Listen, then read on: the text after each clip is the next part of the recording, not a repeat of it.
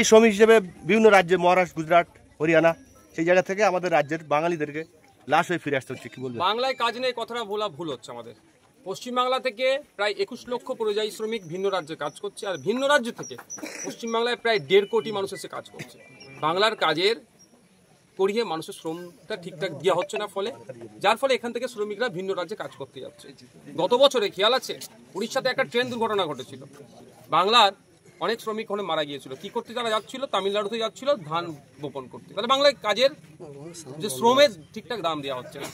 দুর্ভাগ্যের বিষয় আপনাদের বলি, এখন পর্যন্ত আমি জানতে ইচ্ছা করছে মিডিয়ার মাধ্যমে, আমি জানতে চাই যে শ্রম দপ্তর এই ঘটনার বিরুদ্ধে কি অ্যাকশন নিয়েছে। রাজ্যের পক্ষ থেকে প্রশাসনের কোনো টিম কি হরিয়ানাতে এখনো গিয়েছে তদারকি করার জন্য? আমি আরও জানতে চাই যে এই কেসটা হবে, এই কেসের তদারকি করার জন্য যে অর্থটা খরচ হবে সেটা কি সরকার বহন করবে? কারণ আফরাজুলের কথা ভুলে যাচ্ছি না, বাঁকুড়ার হেমন্তর কথা আমরা ভুলে যাচ্ছি না। কেরলেতে বাঁকুড়ার হেমন্তকে পিটিয়ে মেরেছিল। আমরা খোঁজ নিয়েছি আফরাজুল থেকে শুরু করে বিভিন্ন ক্ষেত্রে। অনেক সময় অনেকে মায়া কান্না কাঁদে, কিন্তু মামলাটা দিনের শেষে আফরাজুলের পরিবারকেই লড়তে হচ্ছে, হেমন্তর পরিবারকেই লড়তে হচ্ছে। তো এই মামলা লড়ার খরচটা কে দেবে? আমি শুনলাম, তা পেপারের মাধ্যমে জানতে পেরেছি 3 লাখ না কত টাকা দিচ্ছে। এটা কি সরকারি অনুদান না কোনো পার্টির বা কোনো ব্যক্তি অনুদান? আমরা চাই সরকার কি পদক্ষেপ নিচ্ছে। কারণ ওয়েস্ট বেঙ্গলের শ্রমিকরা ভিন্ন রাজ্যে গিয়ে আক্রান্ত হচ্ছে, মাইগ্রেন্ট লেবারে আক্রান্ত হচ্ছে। আমি বিধানসভায় আওয়াজ তুলেছিলাম, সেই জন্য মাইগ্রেন্ট লেবারদের জন্য আপনার বোর্ড আলাদা তৈরি হলো। সেই বোর্ডের ভূমিকা কি? উড়িষ্যা, মহারাষ্ট্র, উত্তরপ্রদেশ, কর্ণাটকা বিভিন্ন জায়গায় যেভাবে শ্রমিকরা আক্রান্ত হচ্ছে, এই সমাধান তাদেরকে দেখতে পাচ্ছি না। শুধু লাশের কাছে এসে দুটো ছবি তুলতে দেখতে পাচ্ছি। বোর্ড নিয়ে হবেটা কি? আর সবথেকে দুঃখের বিষয় যেটা 27 তারিখে হয়েছে, আজকে 2 তারিখ, এখনো পর্যন্ত আমার রাজ্যের মুখ্যমন্ত্রীর মুখ থেকে তিনি এটাকে কন্ডেম করেছেন, তিনি এটা বিরোধিতা করেছেন বা পরিবারের পাশে আছে এই ধরনের কোনো স্টেটমেন্ট আমরা টুইট বা কোনো বক্তব্য শুনতে পেলাম না। পার্টিকুলার তিনি সবসময় চেষ্টা করেন একটা পার্সেন্টেজ ভোটকে তিনি রাজনীতি করার। সেই সমাজের পক্ষ থেকে যখন একজন মারা যাচ্ছে, আমি যে কোনো নাগরিকের ক্ষেত্রে বলবো মুখ্যমন্ত্রী এই বিষয়ে কন্ডেম করার দরকার ছিল। বিভিন্ন ক্ষেত্রে সকাল বিকাল দেখি অফিসিয়াল স্টেটমেন্ট দেয়, অফিসিয়ালভাবে রাজ্য সরকারের পক্ষ থেকে প্রেস রিলিজ হয়, প্রেস বাইটও হয়, প্রেস কনফারেন্স করে। এক্ষেত্রে এত ঘন্টা অতিবাহিত হয়ে যাওয়ার পরও এখনো রাজ্য সরকারের পক্ষ থেকে সেই ধরনের কোনো দেখতে পেলাম না। হরিয়ানা সরকার এই বিষয়টাকে তাও মুখ খুলেছে, আমাদের রাজ্য সরকারের পক্ষ থেকে কোনো মুখ খুলছে না। আমি আশা করব যে এই পরিবারটা অত্যন্ত দুস্থ পরিবার, গরিব পরিবার, চাকরি দেওয়ার কথা বলেছে, কিন্তু চাকরিটা কি আছে সেটাও জানতে হবে। কি চাকরি? ফুল টাইম দেবে কি পার্ট টাইম দেবেন কি সাময়িকভাবে দেবেন অস্থায়ী দেবেন সেটাও ডিসক্লোজ করা দরকার পাবলিক ডোমিনে। আর ক্ষতিপূরণটা সরকারিভাবে দেওয়া হোক। হরিয়ানার মুখ্যমন্ত্রী, আপনি হরিয়ানার মুখ্যমন্ত্রীর কথা বললেন, সেই জন্য বলছি হরিয়ানার মুখ্যমন্ত্রী বলছেন যে কোই আগার গাই খায়গা তো मैं उसको रोक नहीं पाऊंगा। ঠিক ওখানকার আইন আছে বলে উনি বলছেন, ওখানকার আইন আছে বলে উনি বলতে পারছেন। কিন্তু হরিয়ানার মুখ্যমন্ত্রী এটাও জানেন ভালো করে, যারা অ্যারেস্ট হয়েছে 7 জন মতো, তাদেরকে অ্যারেস্ট হয়েছে, হরিয়ানাতে অলরেডি গাই খাওয়া ব্যান আছে। স্বাভাবিকভাবে অনেক কেউ খাবে না। আর আপনাদের বলে রাখি, মাত্র 5% মুসলিম হরিয়ানাতে বসবাস করে, খাওয়ার কোনো প্রশ্নই আসছে না।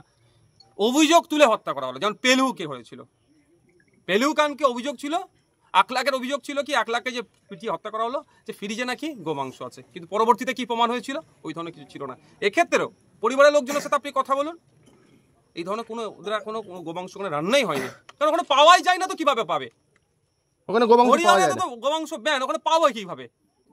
শুধুমাত্র খোঁজ নিয়ে দেখুন, এর ভিতরে একটা গভীর ষড়যন্ত্র কাজ করছে।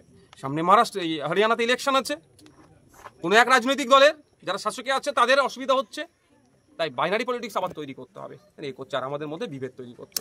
আমরা দেখছি আমাদের রাজ্যে পশ্চিমবাংলায় একটি রাজনৈতিক দল রয়েছে, তারা আরজিকর নিয়ে রানী রাসমণি রোডের জরিনা পার্কের ওখানে মঞ্চ তৈরি করেছে।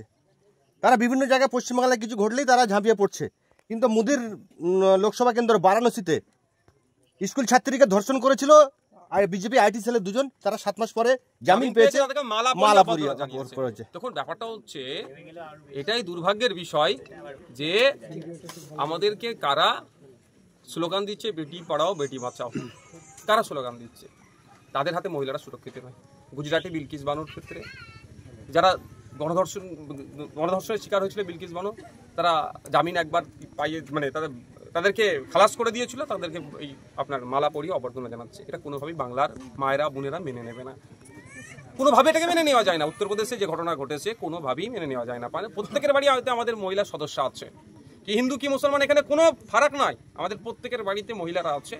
আমাদের দরকার প্রত্যেকের বাড়ির মহিলা সুরক্ষিত থাকবে কি করে, এই ডিমান্ড নিয়ে আমাদের লড়াই। আর যারা বিভিন্নভাবে ওই উত্তরপ্রদেশ হলে দেখতে পায় না, ওয়েস্ট বেঙ্গল হলে দেখতে পায়, আপনার উড়িষ্যা হলে দেখতে পায় না, অন্য জায়গায় হলে দেখতে পায়, তাদের প্রশ্ন আসছে না, তাদেরকে সমাজ রিজেক্ট করছে। মমতা ব্যানার্জি তিনি যে এই পরিবারে 3 লক্ষ টাকা দিয়েছে, তাহলে মমতা ব্যানার্জি কি তিনি এটাই চাচ্ছেন যাতে মুখ না খুলতে পারে? দেখুন, আমি আপনাকে বলি আবার, মমতা ব্যানার্জি টাকাটা দিয়েছে সরকারিভাবে নয়, যতটুকু জানতে পেরেছি এটা পার্টি ফান্ড বা কোনো ব্যক্তির কাছ থেকে এসেছে, এটা সরকারি কিছু ব্যাপার নয়। এটাকে ভালো করে পয়েন্টটা নোট করে রাখুন, এটা আমাদের গুলিয়ে দেওয়া হচ্ছে। আর একটা কোনো মৃত্যুর বা কোনো দুর্ঘটনার ক্ষতিপূরণ দিয়ে সমাধান হয় না, সকলেই জানি। তারপরে ইনস্ট্যান্ট একটা ঘোষণা করেছে। আমরা চাইবো সরকারের পক্ষ থেকে কি ঘোষণা হচ্ছে, তার থেকে বড় কথা হচ্ছে সরকার এই কেসটাকে নিয়ে তদারকি করবে কি করবে না, এটা জানতে হবে। কারণ আপনাদের বলি, আফরাজুলের ঘটনা এখন মিটে গিয়েছে। আফরাজুলকে দেখিয়ে রাজ্যে ভোট করে নিয়েছিল, ঘটনা মিটে গেছে। খোঁজ নিয়ে আপনারা দেখবেন একবার, আফরাজুলের মামলাটা রাজস্থানে গিয়ে তার পরিবারের লোকজন যে করে, খরচটা কে দিচ্ছে? সরকার দিচ্ছে। সরকার তো সেই সময় তাকে নিয়ে অনেক ব্র্যান্ড বানালো, অনেক ভোটটা নিয়ে নিল, এটাকে নিয়েও করতে